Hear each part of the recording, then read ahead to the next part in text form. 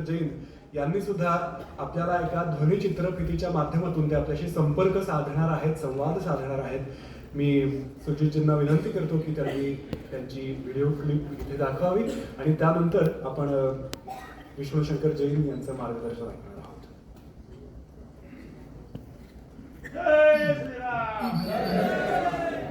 जय श्री राम. योगेश्वर श्री कृष्ण के चरणों में नमन वंदन. वीर शिवाजी महाराज के चरणों में शरशत नमन. वीर सावरकर जी ऐसे महान सपूत जो भारत माता के, उनके चरणों में नमन. वास्तव में ये महाराष्ट्र की, मराठवाड़ा की ये पूरी जमीन है, पूरी तरह धरती है. मैं इस धरती को शरशत नमन करता हूँ कि धरती ने महान वीर विचारक दिए हैं. शिवाजी महाराज से प्रतापी दिया है. स्वतंत्र सावरकर मंडल ने आज एक कार्यक्रम आयोजित किया है. इसके लिए मैं आभार व्यक्त करता हूँ, बधाई देता हूँ. आपने मुझे बुलाया परंतु स्वास्थ्य के कारण मैं नहीं आ पा रहा हूँ, इसके लिए क्षमा चाहता हूँ. वास्तव में आज स्वतंत्र सावरकर जी के विचारों को दूर दूर तक पहुँचाने की आवश्यकता है. हिंदू समाज जिस तरह से बढ़ रहा है, कट रहा है, उसको एक करने के लिए आवश्यक है कि हम हिंदुओं का सैनिकरण, जो कि नारा सावरकर जी ने दिया था, उसको याद करें. और आज जिस तरह से देश का इस्लामीकरण होने की तैयारी की जा रही है, गजवा हिंद का प्रभाव लाने की कोशिश की जा रही है, उसे बचाने की जरूरी है कि आज हमको आपको मिलकर हिंदू समाज को बनाने के लिए और अक्षुण्ण रखने के लिए कुछ करना पड़ेगा. स्वतंत्र जी सावरकर जी का सपना था अखंड हिंदू राष्ट्र. उस अखंड हिंदू राष्ट्र के सपने को पूरा करने के लिए 34 साल से मैं संघर्ष कर रहा हूँ. हमारे साथी संघर्ष कर रहे हैं. और आज जितने भी सावरकर जी को चाहने वाले हैं, उनको नमन करते हैं, वे सब कृतज्ञ हैं और संकल्प है कि भारत को हिंदू राष्ट्र बनाना है. बिना हिंदू राष्ट्र बने इस देश की समस्या का निराकरण नहीं होगा. जिस तरह से छद्म धर्म निरपेक्षता के नाम पर हिंदुओं का शोषण हो रहा है, हिंदुओं से अत्याचार अन्याय हो रहा है, उसके लिए आवश्यक है कि हम जरूरी कदम उठाएं. तो जहाँ जहाँ देखिए मंदिरों को तोड़कर या तो मस्जिदें बना दी गई हैं, मजार बना दी गई हैं, या और धर्म स्थान बना दिए गए हैं, उन एक को वापस लेना हम सब की ड्यूटी है. मैं आपसे ताकीद करना चाहता हूँ कि आप सब मिलें, देखें कि कहाँ कहाँ हिंदू धर्म के चिन्ह मौजूद है, कहाँ कहाँ हिंदू सभ्यता और संस्कृति मौजूद है, जिसको पत्थरी पर भ्रष्ट किया जा रहा है या धर्म विरोधियों द्वारा नष्ट किया जा रहा है. जिनके भी सबूत मिले, जिनके तथ्य मिले क्या मंदिर थी और उसको तोड़कर दूसरे धर्म स्थान बनाए गए हैं, उनकी खोज करिए. एक एक स्थान की खोज कीजिए. और मैं इस संकल्पित हूँ कि मैं और मेरी पूरी टीम उन सारे स्थानों को वापस लेने के लिए पूरी न्यायिक प्रक्रिया करेगी, जैसे काशी में किया, मथुरा में किया, मुसलमान में किया, और ऐसे किसी भी स्थान को जहाँ प्रचुर मात्रा में पक्का सबूत मिल जाएगा कि मंदिर तोड़कर ये दूसरा धर्म स्थान बनाया गया है, उसके न्यायिक संघर्ष करेंगे. संसद में जाएंगे, सरकार से कोशिश करेंगे और सारे हिंदू धर्म स्थानों को वापस लाने के लिए पूरा तन मन धन से कार्य करेंगे. इसके साथ साथ देश के सामने जो और समस्याएं हैं, जिस तरह से घुसपैठिए देश में लगातार आते जा रहे हैं, देश की अस्मिता और संस्कृति को संकट डाला जा रहा है, उन सबसे निपटने की जरूरत है.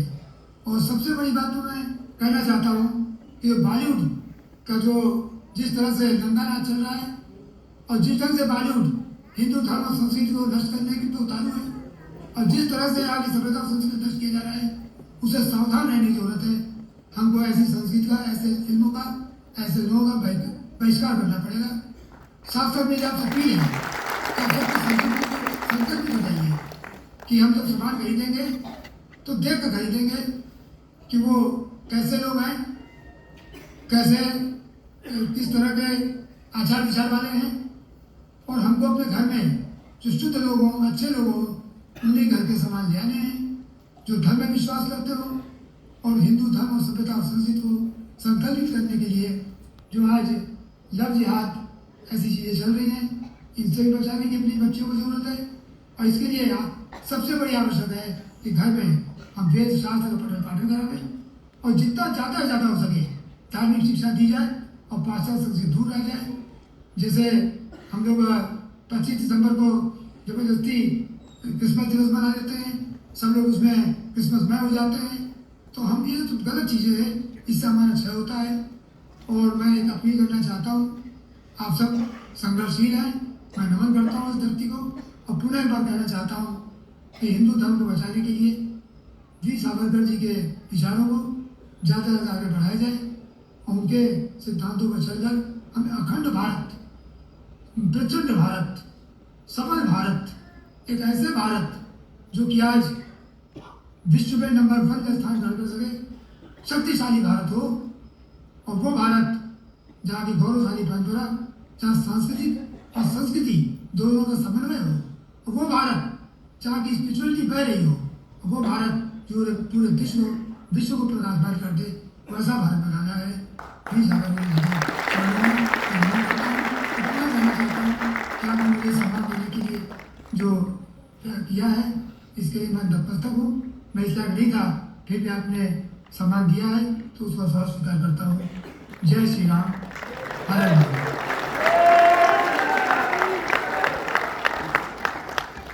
खरोखरच ॲडव्होकेट हरिशंकर जैनजींना मी सावरकर मंडळाच्या वतीने धन्यवाद देऊ इच्छितो, आभार त्यांचे मानू इच्छितो की प्रकृती अस्वास्थ्याच्या कारणामुळे आज इथे जरी ते येऊ शकले नसले तरी सुद्धा अतिशय प्रेरणादायी असे त्यांचे हे विचार आता आपण ऐकलेत.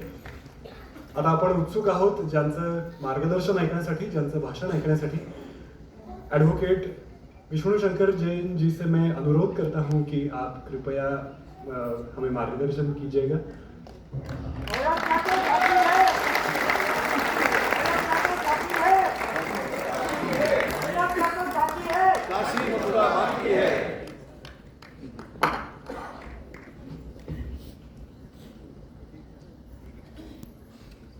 धर्म संस्थापना के देवता भगवान श्री कृष्ण के चरणों में मेरा नमन। परात्पर गुरु डॉक्टर जयंत बालाजी आठवाले के चरणों में मेरा नमन। मंच पे विराजमान श्री विश्वनाथ जी नायर, माननीय उज्जवल निकम जी, माननीय मीराताई जी, रमेश जी, सागर जी और साथ ही साथ स्वतंत्र वीर सावरकर मंडल के सभी साथी, आप सबको मैं अपने पिताजी की तरफ से अपने दिल की गहराइयों से प्रणाम करता हूँ, आपको नतमस्तक हूँ। और जो आपने मेरे पिताजी को और हमें सम्मान दिया, मैं ऐसा फील करता हूँ कि इसकी कोई आवश्यकता नहीं थी, क्योंकि ये जो लड़ाई चल रही है ये हमारी ड्यूटी है, हमारा कर्तव्य है। इसके लिए सम्मान का कोई आवश्यकता नहीं थी, पर आपने मुझे यहाँ पे बुलाया, इतना प्यार दिया, इतनी चीजें आप लोगों से सीखने को मिली आज पूरे दिन। तो इस पुण्य भूमि को, इस बलिदानी भूमि को कभी अपने जीवन में भूल नहीं सकता हूँ। आज इस पूरे दिन के दौरान जहाँ पे छत्रपति संभाजी महाराज का समाधि स्थल था, वहां पे भी जाने का अवसर मिला और वहां पे एक छोटे से बच्चे ने जो शंभू राजे के लिए, छत्रपति संभाजी महाराज के लिए जो उसने गीत गाया, जो उसने बलिदान गाथा गाई, वो उसने मेरे पूरे हृदय को, पूरी आत्मा को झंझोड़ के रख दिया। और आज यहां से पुणे से और ज्यादा संकल्प तो था ही, उस संकल्प में 4-5% और ऐड करके जा रहा हूं कि जब तक मैं और मेरे पिताजी जीवित हैं, अपने देश और अपने धर्म, अपने समाज, अपने राष्ट्र की गौरव के अस्मिता के लिए आखिरी क्षण तक हम लोग लड़ते रहेंगे। ये छत्रपति संभाजी महाराज और मराठवाड़ा की धरती से कसम लेके आज यहां से जा रहा हूं।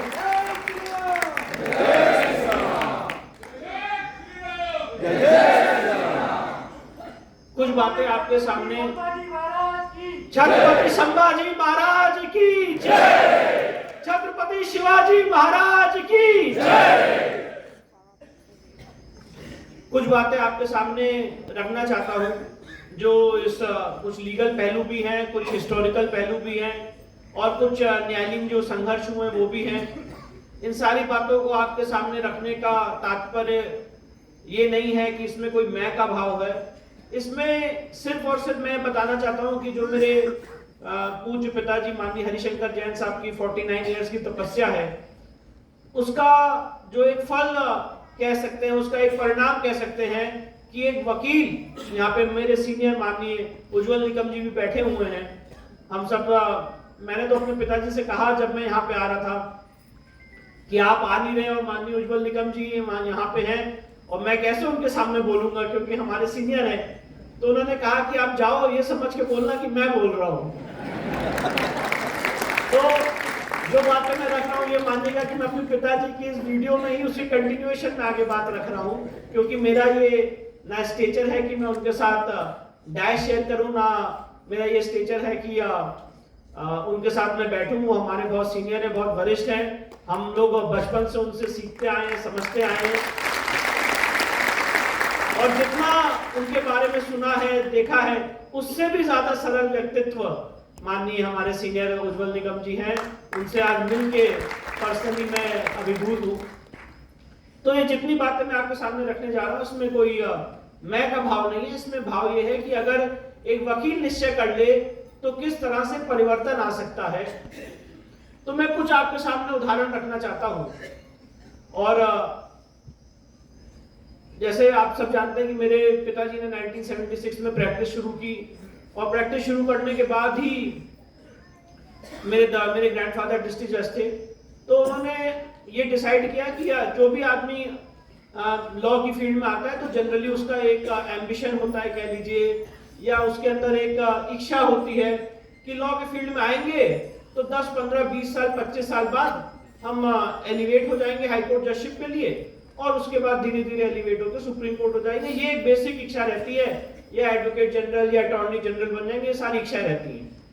तो मेरे पिताजी जब लॉ की फील्ड में आए 1976 में, तो मेरे जो दादाजी उनकी भी इच्छा थी कि बेटा आगे बढ़े और एलिवेट हो। तो मेरे पिताजी शुरू से बड़े क्रांतिकारी विचारों के रहे और जब वो लॉ की फील्ड में आए तो जो अन्याय हो रहा था समाज में, जो लव जिहाद की घटनाएं उस समय हो रही थी, जैसे अभी यहाँ पे ताई जी ने बताया, तो मैं आपको बताना चाहता हूं कि लखनऊ हाईकोर्ट और इलाहाबाद हाईकोर्ट इस चीज के लिए प्रसिद्ध है कि आए दिन वहां पे लव जिहाद की घटनाएं होती हैं। मुस्लिम लड़का होता है, हिंदू लड़की होती है, मामला कोर्ट में आता है, वकील वर्ग इंटरफियर करता है और हिंदू लड़की को वहां से ले जाके वापस माँ बाप के हवाले करता है। ये कार्य 1980 से बराबर सतत चलता चला आ रहा है। लव जिहाद जो आज हम लोग के लिए टर्म कॉइन होकर सामने आया है, ये बहुत पहले से एक सुनियोजित षड्यंत्र के तहत हमारी जो माताएं बहनें हैं उनको टारगेट करने का काम किया जा रहा है। तो उसमें अपना योगदान हो, कहीं अगर पीपल का पेड़ है उसको काटा गया है, कहीं मंदिर तोड़ा गया, उसमें अपना योगदान हो, ये सारी चीजें चलती रही। पर एक सबसे बड़ा टर्निंग पॉइंट था जब राम मंदिर का केस 1989 में ट्रांसफर होके इलाहाबाद उच्च न्यायालय आया और 3 जज की खंडपीठ में गया ओरिजिनल ट्रायल के लिए। वो एक बहुत बड़ा टर्निंग पॉइंट था। और मैं आपको बताना चाहता हूं, ये जो जर्नी है सम्मान से आज पुरस्कार की और सम्मान की, इस जर्नी के पीछे बहुत बड़ी एक गाथा है अपमान की। राम मंदिर का केस जब मेरे पिताजी ने उस समय वहां पे वकालतनामा उसमें दायर किया, तो राम मंदिर की वकालत करना कोई अलंकार नहीं था, कोई प्रेस्टिजियस बात नहीं थी, श्राप माना जाता था। एक सबसे बड़ी विडंबना मानी जाती थी कि आप राम मंदिर के वकील हैं। और मेरे जो ग्रैंडफादर है उन्होंने बहुत रोका मेरे पिताजी को कि आप ये काम मत करिए। मेरे पिताजी ने और ये कहा कि आपके जो आगे फ्यूचर प्रोस्पेक्ट्स हैं वो छूट जाएंगे। मेरे पिताजी ने कहा कि अगर मेरे फ्यूचर प्रोस्पेक्ट छूट सकते हैं तो छूट जाएं, ऐसी हाईकोर्ट जजशिप को मैं लात मारता हूं। ना मुझे कोई जजशिप चाहिए ना कुछ चाहिए, मैं डिसाइड कर चुका हूं, निश्चय कर चुका हूं कि जीवन पर्यंत मुझे भगवान श्री राम की, प्रभु श्री राम की सेवा करनी है और इसी में विलीन होना है। ये उन्होंने 1989 में निश्चय किया, निर्णय लिया और 1989 में इलाहाबाद हाईकोर्ट की लखनऊ खंडपीठ में उन्होंने सबसे पहला एक WS रिटन स्टेटमेंट जिसे कहते हैं सिविल कोर्ट की भाषा में, उन्होंने कोर्ट के समक्ष डाला और स्पष्ट रूप से कहा कि ये पूरी की पूरी भूमि प्रभु श्री राम की है, यहाँ पे 1 इंच भी हम कॉम्प्रोमाइज नहीं कर सकते हैं। बाबर एक आक्रांता था और यहाँ पे बाबरी मस्जिद के नाम पे 1 ईंट भी नहीं रखी जा सकती है। हम सब जानते हैं कि 6 दिसंबर 1992 की घटना हुई, बाबरी मस्जिद का विध्वंस हुआ जिसे हम लोग कलंक ढांचा कहते हैं। शौर्य दिवस था वो हमारे लिए और उसी दिन मेरी ग्रैंड मदर, मेरी दादी जी का उसी दिन निधन हो गया और मेरे पिताजी की वो गुरु भी थी। और 13 दिन की तेरहवीं करने के बाद 19 दिसंबर 1992 को अपना सिर मुंडाए हुए मेरे पिताजी इलाहाबाद हाईकोर्ट की लखनऊ खंडपीठ में गए, क्योंकि कोर्ट उस समय विंटर वेकेशन के लिए बंद रहता है। और 20 दिसंबर 1992 को उन्होंने याचिका दायर की और कोर्ट के पटल पे पहली बार ये बात रखी कि भगवान राम संवैधानिक पुरुष है, संविधान की ओरिजिनल पृष्ठों पे उनका चित्र अंकित है, मौजूद है और इनके जो दर्शन माननीय के नैयर की मदद से, गोपाल सिंह विशारद के प्रयासों से 1949-1950 से लगातार चले आ रहे थे, पिछले 42 ईयर से। इस ढांचा गिरने की वजह से उस दर्शन में रुकावट आ गई है, उनके दर्शन रुक गए हैं। इलाहाबाद हाईकोर्ट में 2 जजों की खंडपीठ गठित हुई इस मामले की अर्जेंट सुनवाई के लिए।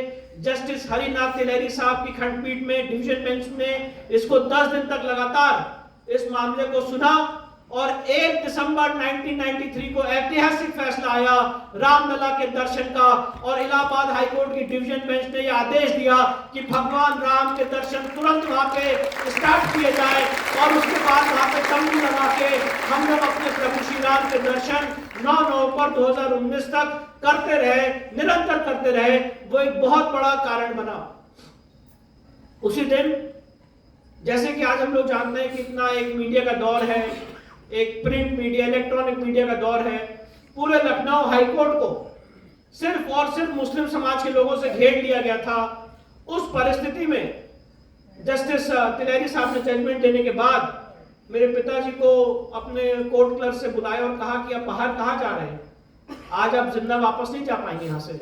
और उसके बाद उन्होंने उनको अपनी गाड़ी में बुला के बैठा के हजरतगंज चौराहे पे छोड़ा और कहा कि यहाँ से आप अब सेफली अपने घर चले जाइए। तो इन परिस्थितियों में उन्होंने ये कार्य किया।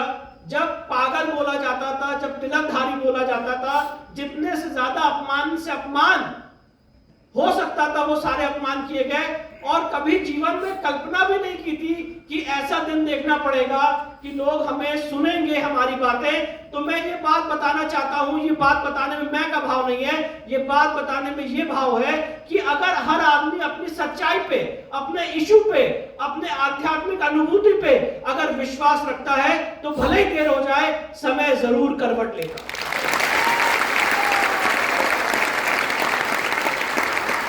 और देखिए कितना बड़ा इतिहास का एक टर्निंग पॉइंट रहा। राम मंदिर की दर्शन याचिका का फैसला आया, उसके बाद राम मंदिर का केस चला। जितने द्वंद्व फंद हो सकते हैं वो सारे द्वंद्व फंद कोर्ट के पटल पे हम लोगों ने देखे। हमारे प्रभु श्री राम भी स्वयं कोर्ट में पार्टी बन के गए। 30 सितंबर 2010 को इलाहाबाद हाईकोर्ट का स्प्लिट वर्डिक्ट आया, फ्रैक्चर्ड वर्डिक्ट आया। 1/3 दे दिया गया। उसके खिलाफ सुप्रीम कोर्ट मामला गया, 9 साल सुप्रीम कोर्ट में मामला चला और अल्टीमेटली 9 नवंबर 2019 को फैसला आया। इन बीच में इस पूरी सभ्यता ने, इस पूरे समाज ने ये देखा कि किस तरह से प्रभु श्री राम का नक्शा उठा के फाड़ा गया 5 जजेस के सामने।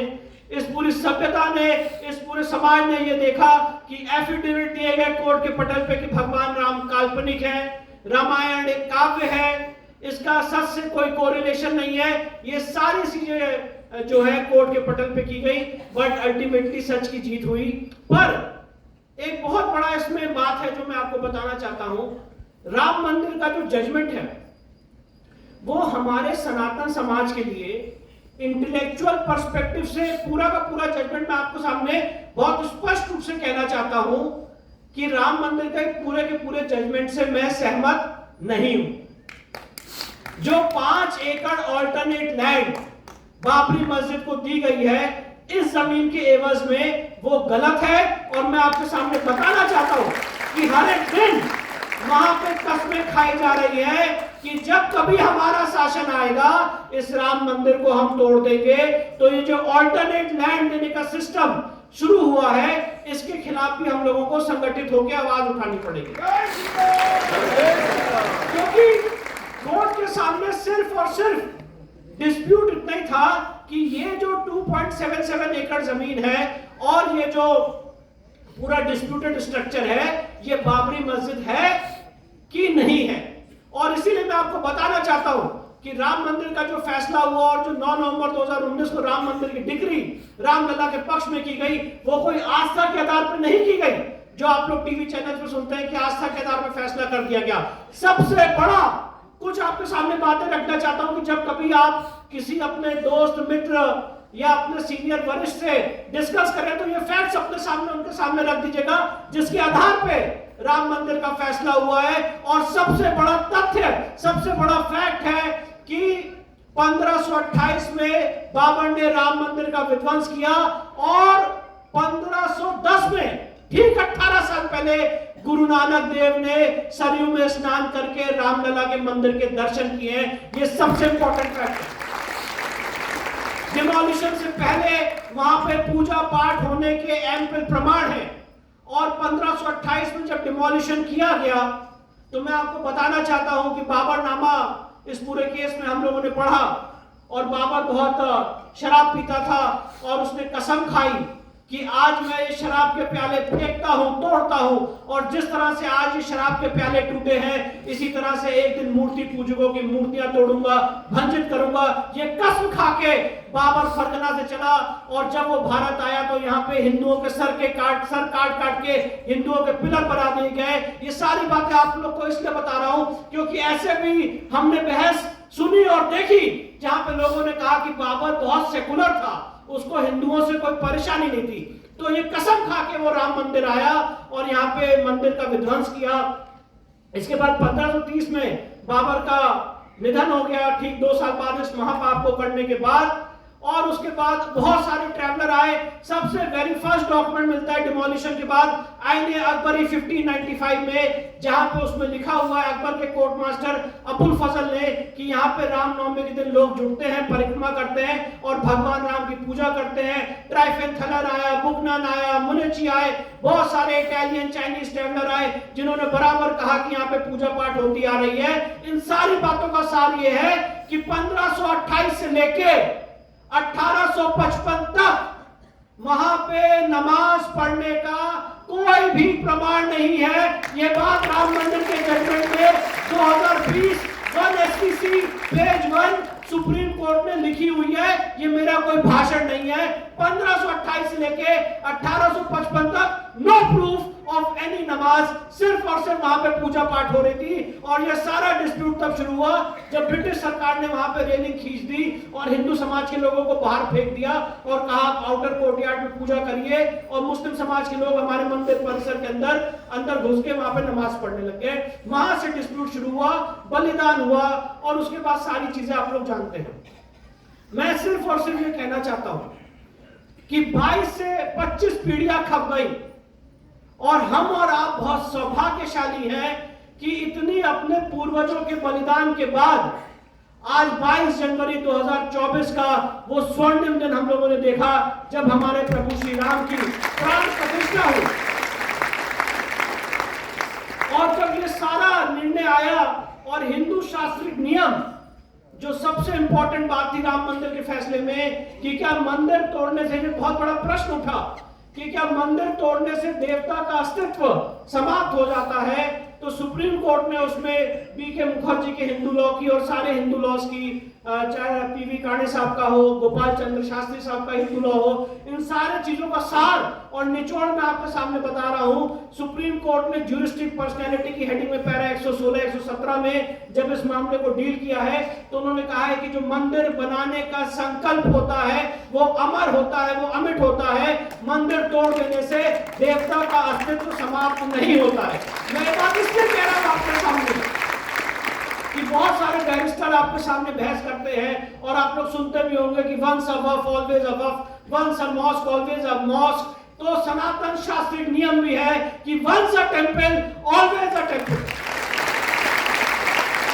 और इसी प्रपोजिशन को जो सुप्रीम कोर्ट ने राम मंदिर के फैसले में 2020 1 SCC पेज 1 में उन्होंने ले डाउन किया, इसी मामले को लेकर हम लोग आगे बढ़े और जो छत्रपति शिवाजी महाराज की आखिरी इच्छा थी कि ज्ञान व्यापी का परिसर मुक्त किया जाए, उस इच्छा को पूर्ति के लिए हम आगे बढ़े। पिताजी को दिव्य अनुभूति हुई कि इसमें अपना आपको आगे आना चाहिए, योगदान देना चाहिए। काफी दिन तक 6-8 महीने साल भर तक इसमें काफी रिसर्च की गई, शास्त्र जुटाए गए और जब पूरे शास्त्र जुटाए गए तो ये समझ में आया, जस्टिस रामास्वामी का judgment 1997 4 SCC page 606 Kashi Vishwanath के केस में चीख चीख के बोलने लग गया, जिसमें जस्टिस रामास्वामी ने पैराग्राफ नंबर 1 में लिखा है कि इस देश में 12 ज्योतिर्लिंग हैं, उन 12 ज्योतिर्लिंग में 5 ज्योतिर्लिंग स्वयंभू हैं और उन 5 स्वयंभू ज्योतिर्लिंग में जो सबसे पहला ज्योतिर्लिंग है वो आदि विशेश्वर का ज्योतिर्लिंग है जो ज्ञान व्यापी में विराजमान है। स्थित है।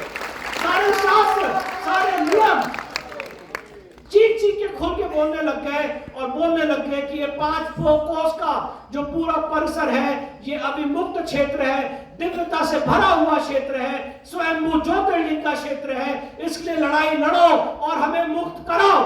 और इसी धारणा को लेके सिविल सूट दायर किया गया। हम लोग जनरली दिल्ली में रहते हैं, दिल्ली से वाराणसी रोज ट्रैवल करना हर एक डेट पे शुरू किया गया। पता नहीं था कि क्या रिजल्ट होगा, कहां जाएंगे। और जब सिविल सूट दायर किया तो ईश्वरीय अनुकंपा कैसे हुई, ईश्वरीय कृपा कैसे हुई, ये बात आपके सामने रख रहा हूं। ये मेरी जो कहानी है इससे आप समझिएगा। जब सिविल सूट दायर किया, कोविड का दौर भी आया इस बीच में।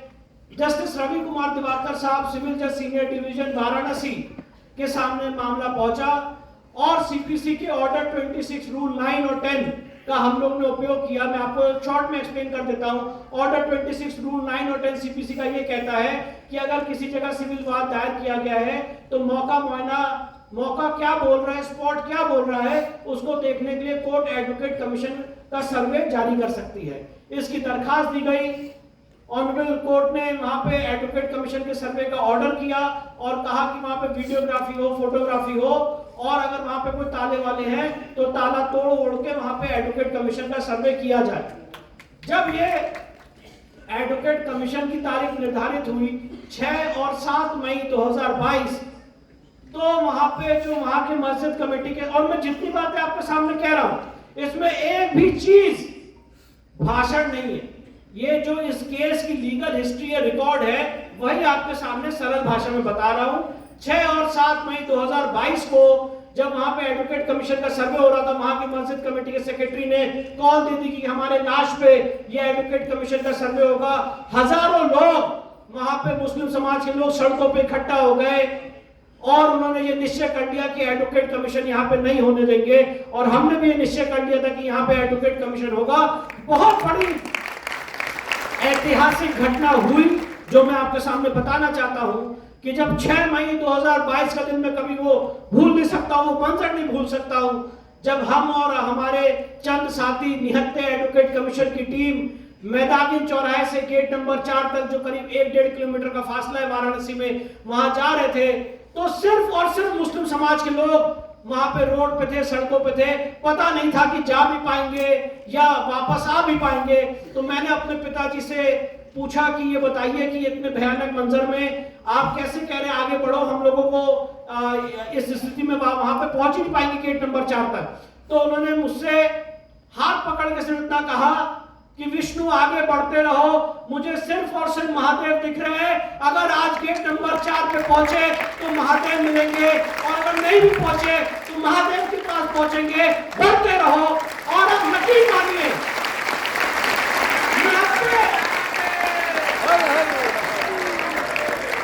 आप यकीन मानिए कि निहत्ते वकीलों की 5-10 लोगों की टोली हजारों की भीड़ में अपने आत्मबल के आधार पे गेट नंबर 4 पे पहुंची। एडवोकेट कमीशन का सर्वे हुआ, और हुआ भी वही 16 मई 2022 सोमवार बुद्ध पूर्णिमा का दिन, 300 साल के बाद, 350 साल के बाद, जब उस वजू टैंक के परिसर में मैंने अपने ईश्वर, अपने आराध्य को देखा, तो पूरी लीगल टीम हमारी कुछ समय के लिए भूल गई कि हम लोग वकील हैं, और अपने ईश्वर, अपने आराध्य को देख के चीख उठे, चिल्ला उठे, नमः पार्वती पते हर हर महादेव। और ये निश्चय कर लिया कि ये आज आखिरी दिन है जब हमारे शिवलिंग के ऊपर थूका जा रहा है, हाथ धोए जा रहे हैं, पैर धोए जा रहे हैं, वजू किया जा रहा है। उसी समय सिविल जज सीनियर डिवीजन साहब के सामने पहुंचे, और 1 बजे उनकी नमाज का वक्त था। आपको बताना चाहता हूं, मां भगवती की, मां सरस्वती की इतनी बड़ी अनुकंपा है कि 12 बजे 16 मई 2022 को 12 बजे नमाज से 1 घंटे पहले वो पूरा परिसर सील हो गया था, और उत्तर प्रदेश शासन ने उसको अपने कब्जे में लिया।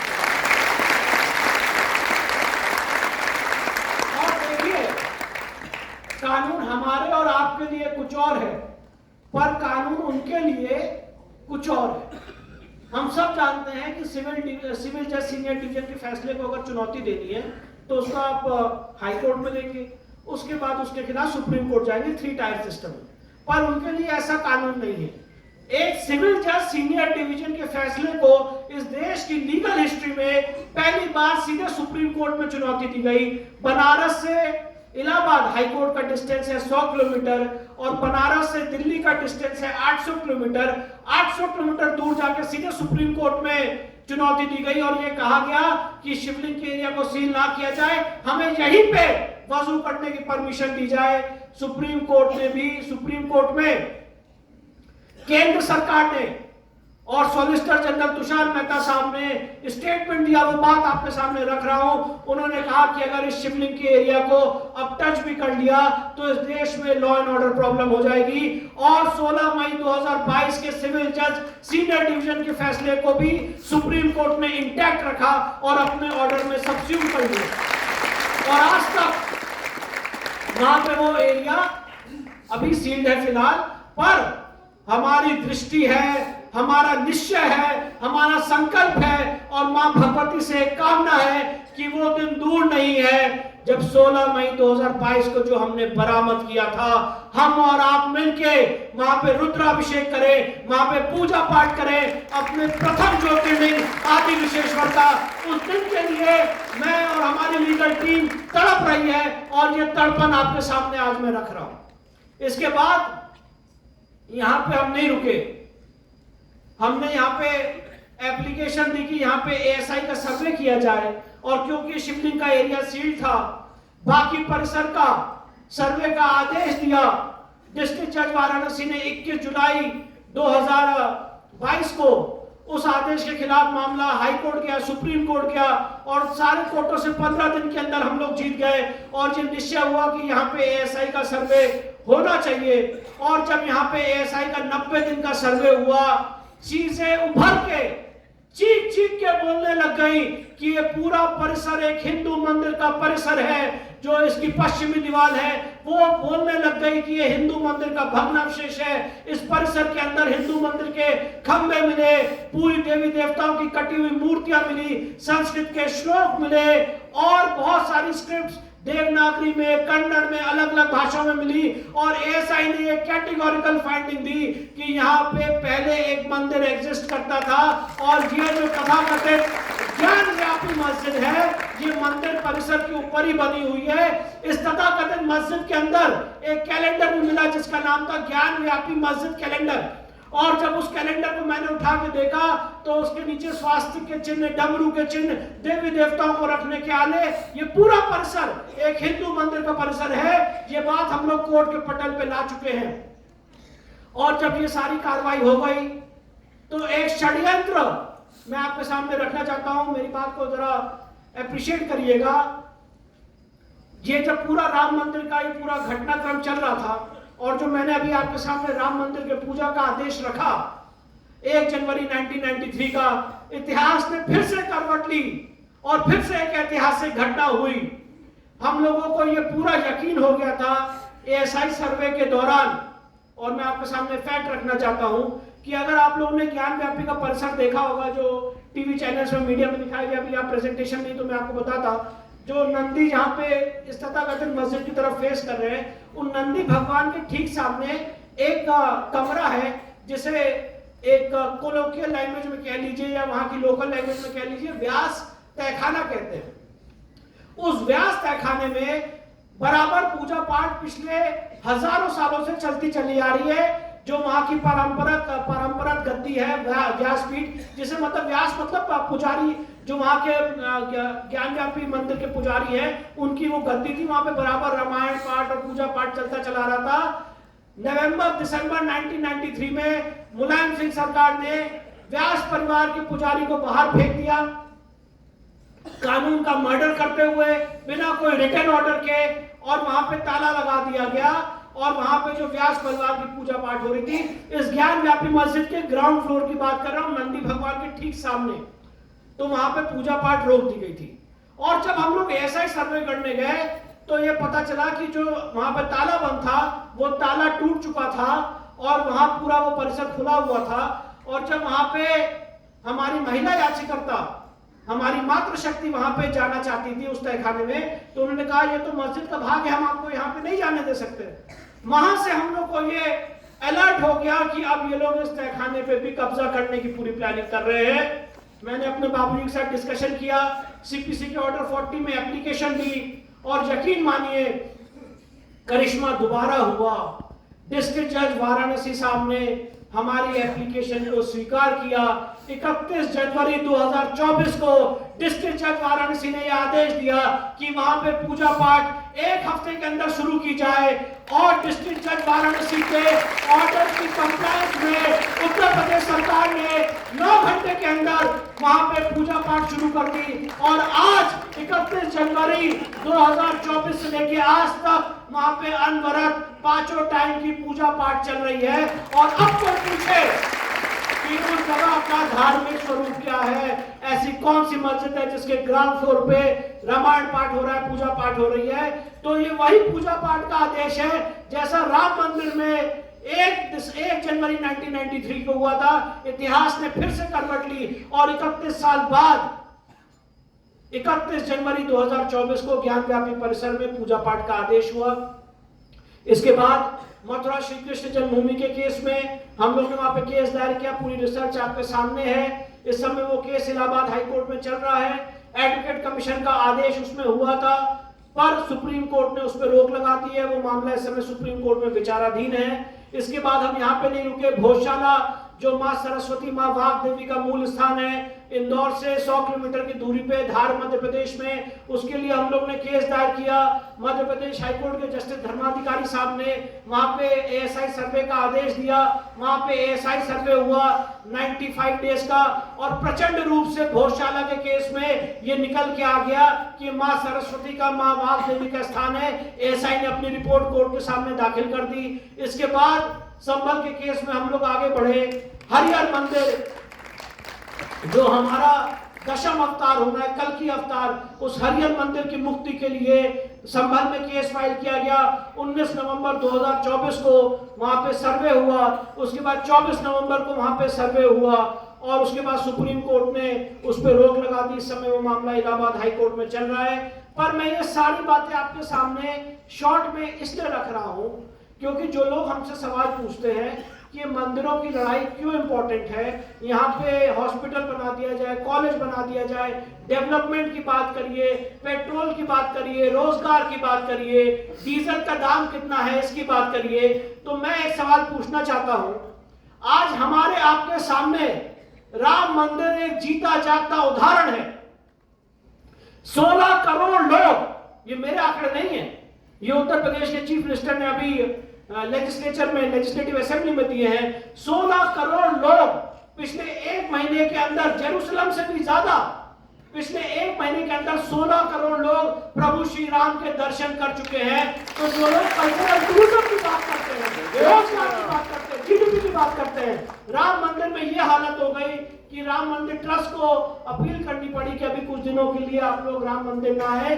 तो इतना भारी, एक मैं आपको बताना चाहता हूं, वर्ल्ड पर्सपेक्टिव में एक हिंदू दर्शन के लिए, हिंदू आध्यात्मिक पुण्य भूमि के लिए इतना भारी एक जिसे कह सकते हैं एक आकर्षण है कि उस आकर्षण को दबाने के लिए, और सिर्फ ये एक हिंदू मुस्लिम का मसला नहीं है, हमारी कल्चरल हेरिटेज को कैसे डिस्ट्रॉय किया जाए, हमारी आध्यात्मिक हेरिटेज को, एक स्पिरिचुअल हेरिटेज को कैसे कब्जा किया जाए, हमारी एजुकेशनल और सोशल हेरिटेज को कैसे कब्जा किया जाए, ये उसका जीता जागता उदाहरण है। और आक्रांताओं ने इसीलिए हमारी आध्यात्मिक ऊर्जा के केंद्र चुने, क्योंकि उनको पता था कि हमारी सनातन संस्कृति का अगर कोई मदरबोर्ड है तो वो हमारा हिंदू मंदिर है, और अगर इस सभ्यता पे कब्जा करना है तो हिंदू मंदिर तोड़ दो। और ये पूरी लड़ाई सिर्फ और सिर्फ एक मैसेज देने की है कि भले ही तुम हमारे मंदिर को तोड़ दो, ये सभ्यता, ये समाज, ये संस्कृति हजारों साल बाद भी उठेगी और बोलेगी कि हमारे ईश्वर, हमारे आराध्य का मंदिर नहीं चला। और पूरे वर्ल्ड को ये मैसेज देगी कि कलम की ताकत तलवार की ताकत से बड़ी होती है। Pen is mightier than the sword. आज जिन लोगों ने हमें सेकुलरिज्म का ज्ञान दिया, आज जेरूसलम की 35 एकड़ की जमीन के लिए तीनों अब्राहमिक रिलीजन पिछले 2000 सालों से लड़ रहे हैं। कोई वर्ल्ड की कोर्ट, कोई यूनाइटेड नेशंस, कोई बड़े से बड़ा देश उस डिस्प्यूट को सॉल्व नहीं कर पाया है। ये सिर्फ और सिर्फ इंडियन जुडिशरी की ताकत थी कि राम मंदिर का डिस्प्यूट इंडियन जुडिशरी ने सॉल्व किया। और इसी तर्ज पे ज्ञान व्यापी का, मद्रास श्री कृष्ण जन्मभूमि का हजारों ऐसे केस सॉल्व होने हैं। और मैं एक बात और कहना चाहता हूं, जिसको जीडीपी पे चर्चा करनी है, डीजल पे चिंता करनी है, पेट्रोल पे चिंता करनी है, डेवलपमेंट पे चिंता करनी है, ये बताइए कि रोका किसने? वो चर्चा तो हो ही रही है, ये डिबेट और उस डिबेट का कोई कॉन्फ्लिक्ट ही नहीं है। जो आपकी आध्यात्मिक ऊर्जा के केंद्र हैं, आज मैंने आपके सामने आंकड़ा रखा कि 16 करोड़ लोगों ने वहां पे दर्शन किया, तो क्या वहां पे रोजगार जनरेट नहीं हुए? तो मंदिर बनाने से कोई भी देश का, या मंदिर की जो पुनः स्थापना है उसको वापस लाने से देश का कोई भी काम सफल नहीं कर रहा है। और हम लोग छत्रपति शिवाजी महाराज के हिंदवी स्वराज के सपने को लेकर चल रहे हैं। इसमें मंदिर की पुनः स्थापना करने का कार्य ये एक ईश्वरीय कार्य है और हर एक व्यक्ति को इसमें जुड़ना चाहिए। साथ ही साथ प्लेसेस ऑफ वर्शिप एक्ट 1991 की कॉन्स्टिट्यूशनल वैलिडिटी को हमने सुप्रीम कोर्ट में चुनौती दे रखी है, मामला सुप्रीम कोर्ट में लंबित है। वक्फ एक्ट 1995 की आप सब जानते हैं कि हम लोग काफी हद तक कमर तोड़ चुके हैं और सारा वो मुद्दा जो है वो आप लोग के सामने आ चुका है कि वक्फ किस तरह से अपनी पावर्स का दुरुपयोग करके जमीनें कब्जा कर रहा था। और एक बात कह के अपनी बात को विराम दूंगा कि एक बहुत बड़ा ट्रेंड चल रहा है इस देश में इलीगल मस्जिद और मजार बनाने का और रिलीजियस स्ट्रक्चर बनाने का। सुप्रीम कोर्ट के ऑनरेबल जज जस्टिस ऋषिकेश रॉय और अरुण मिश्रा साहब ने 2018 में union of India versus state of Gujarat के केस में स्पष्ट निर्णय दिया है कि किसी भी पब्लिक लैंड पे कोई भी रिलीजियस स्ट्रक्चर नहीं रह सकता है। आप सब जानते होंगे कि चंद्रशेखर आजाद पार्क है इलाहाबाद में, प्रयागराज में, जहां पे चंद्रशेखर जी ने शहीद अपनी शहादत दी थी, उस पार्क में कालांतर में 11 मजारें और एक मस्जिद बना दी गई थी। हम लोगों ने याचिका दायर की इलाहाबाद हाईकोर्ट में और इलाहाबाद हाईकोर्ट के एक्टिंग चीफ जस्टिस साहब ने उसको रिमूव करने का ऑर्डर दिया। स्वतंत्र भारत में ऐसा पहली बार हुआ कि 11 मजारें और एक मस्जिद रातों रात हाईकोर्ट के ऑर्डर के बाद साफ कर दी गई। और इसीलिए मैं आपके सामने बात रख रहा हूं कि जहां जहां आपको लगे ऐसे इलीगल स्ट्रक्चर है, आपको कुछ नहीं करना है, उसकी फोटोग्राफ, उसकी लोकेशन खींच के आप हमको उसकी फोटो भेजें, उसके लिए जो एप्रोप्रिएट लीगल कार्रवाई है वो हम लोग करेंगे। ये सुप्रीम कोर्ट का निर्णय है और इसी कंप्लायंस में हर आदमी को काम करना है। बातें बहुत सारी हैं, आपके सामने करने के लिए, पर आज स्वतंत्र वीर सावरकर की पुण्यतिथि पे उनको नमन करना चाहता हूं। उन्होंने अपना जो बलिदान और त्याग और उन्होंने जो इस पूरे सनातन समाज को एक दिशा दी है, उससे हम लोग जीवन भर तक प्रेरित रहेंगे। और एक बात और रखना चाहता हूं कि आज मैं डगरू शेठ मंदिर भी गया और शनिवार वाड़ा भी गया। शनिवार वाड़ा में जो अखंड भारत का चित्र है, उस अखंड भारत के चित्र को किसी ने खंडित कर रखा है, तोड़ रखा है। तो आपके सामने मेरी तो उतनी क्षमता नहीं है, पर ये आपके सामने निवेदन करके जा रहा हूं कि आप सारे पुणे वासी वहां पे मिलके दोबारा उस अखंड भारत के चित्र को, जिस आदमी ने भी ये हिमाकत की है उसको तोड़ने की, वो एक अलग बात है, पर अभी उसको दोबारा वहां पे उस चित्र को पुनः स्थापित करें। क्योंकि जो अखंड भारत का सपना शनिवार वाड़े में लगा है, वो दिन दूर नहीं है जब वो अखंड भारत का सपना सच होगा और हिंदू समाज की दोबारा स्थापना होगी। एक बार फिर से आप सबको मेरा प्रणाम और नमः पार्वती पते हर हर महादेव। बहुत बहुत शुभकामनाएं।